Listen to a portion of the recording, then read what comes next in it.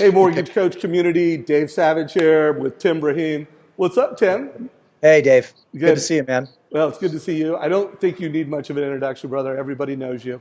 Got a lot of questions set up for our interview tomorrow with Caleb. But for today and for this Skype interview, I would really like to net out for the Mortgage Coach community. If you're a mortgage coach, you've got the power of the total cost analysis. How can you best leverage that with agents? And how can you get an agent to respect the fact that you're delivering something more than a fee worksheet? Yeah, so it's such a great question. And the thing is that I've been saying this for years, and it really ties into your question, which is, what do they want? So like, that's the question that I always want you to be asking yourself is what does a realtor want? Well, when you get right down to it and you peel the onion back, they want one thing. They want to make more money. They want to be more successful. They want to be happier, and money is one of the vehicles that helps them find happiness. It's certainly not the only vehicle. So the thing that we've been isolating within the L360 Masters group in particular, and Caleb's in that group, and there's another phenomenal loan officer, Rick Elmendorf, who did $208 million last year. And Rick brought this kind of the forefront back at our Costa Rica retreat a year and a half ago, which is that, what is the opportunity cost associated with a real estate agent not being able to follow up on leads? Okay, and when you look at it, I mean, the reality of it is that as originators, everybody wants to have a lead funnel. Everybody wants to have, you guys, inventory is tight right now as we're recording this. So everybody needs to have systems for lead and pre-approval incubation, so you're dripping on them consistently and adding value. So when inventory does open up, they pop, and they pop with you. Now, realtors have this problem times 10. If you talk to a real estate agent about where their greatest pain is and you ask the right questions, what you're going to uncover is this: they don't have enough time for lead follow-up. And they're kind of dreadful at it, frankly. That's not really their skill set. When you analyze what a real estate agent has to do every day, Dave, they've got to prospect for new business. They've got to meet inspectors at homes. They've got to write contracts. They've got to stage property. They've got to chase down people like, Caleb LeGrand and Rick Elmendorf and all the other loan officers that they're working with. And at the end of the day, the one thing that suffers is lead follow-up. And when you start analyzing their numbers with them, they'll rake in with Zillow and Boomtown and, door knocking and floor time, over 100 leads a month easy, most real estate agents, warm human beings that are remotely interested in buying a home. And their conversion ratio is super low. They're closing 3, maybe 4 transactions a month if they're a top agent. So what's happening with the other 90 to 95 to 100 people? And NAR statistics, and Rick showed us this, and this was kind of the brilliance of his teaching, was NAR statistics say this: 48% of every one of those 100 people that those realtors talk to on a monthly basis, 48% of them are going to buy in the next 18 months. Okay, so if they're only converting 3 of them in this example, we're looking at 45 people that are going to buy with somebody else.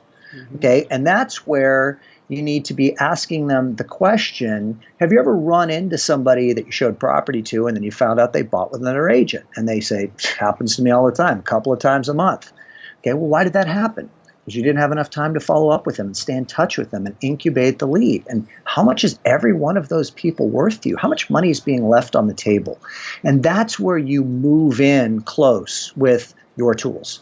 So the rent versus buy analysis and the total cost analysis, and the ability for you to position yourself as not only a financial trusted advisor that separates yourself from the competitor and shows the after-tax benefits of buying a home, the rent equivalent of a mortgage payment in today's market, but maybe just as importantly, your system for lead incubation and follow-up. So the position that you take is this: look, I'm well aware of the fact that thousands of dollars are being left on the table every single month, and it continues to grow and accumulate as every month goes by.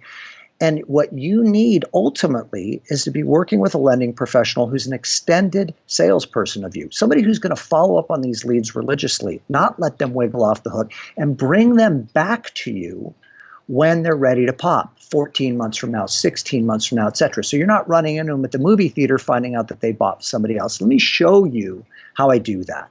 And you ask them to come into your office and you tell them, I'm going to treat you like one of the borrowers that you send to me. And I'm going to take you through my system for positioning and selling myself. And one of the things that I need to know is how you want to be sold. What are the things that you would like me to say about you as an agent that you can never say about yourself because you're so concerned about sounding arrogant or bragging about yourself, or just it's uncomfortable. Because one of the things that's critical is that you get these people to me right away. And when they come into me, I take them through a system of positioning us that not only shows them the financial benefits of buying a home, and you run them through. I mean, ask them for the specific numbers. What's your house worth? How much do you owe on it? Do a 3 to 4 loan program analysis for the real estate agent. Take them through the presentation. Weave into that presentation the things that that they would want you to say about them. Give them the experience. Show them why it would be of benefit to get those buyers to you the minute that they talk to them for the first time, so you can be impressive, so you can cross-sell them into the transaction and make sure that you're cementing the relationship for them as a realtor, and then more importantly, so you can incubate the leads and stay on top of them and bring them back to them when they're ready to pop. Because the reality of it is this, is that most people move forward with buying when they feel comfortable with the financial aspect of it. And that's what the TCA shows, and that's what, even more importantly, the rent versus buy shows, because of that sticker shock that happens with people that are renting that don't understand the after-tax benefits of buying a home. Boom. Those were, first of all, Tim, that was awesome. We got scripts, we got strategy. I could go on with different mortgage coach loan officers that are taking that approach. And let me walk you through my experience, how I'm creating urgency, how I'm helping your buyers and your leads make more effective decisions, make more confident decisions, and how I'm keeping in touch with them over time. So let's do this, brother. Let's get into this in more detail tomorrow with Caleb. We will. If you are watching this and you like it, click below. You're in YouTube, click the like button. I'm going to get a couple sample total cost analysis from Caleb. I'm going to put them in the description below. If you want to share this with your team, just click the share button, share it with your team, share it with your mortgage friends. And I'm also going to put a link to the big interview that we're going to do tomorrow with Caleb.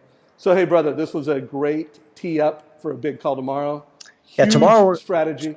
Tomorrow we'll get into using video, because that's one of the things we've been spending a lot of time on in our program with all of our originators, masterminding on that. Caleb and I will be able to speak to some of the things that you can be doing with video to separate yourself and to really amplify this strategy that I just mentioned. Really using video effectively.